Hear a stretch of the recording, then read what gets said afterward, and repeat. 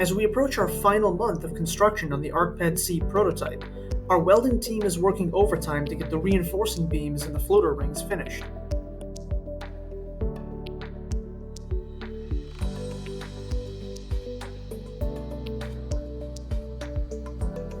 Since the ArkPad is made of marine-grade aluminum alloy, this heavily reinforced structure should be able to hold a house on top of it for up to 100 years.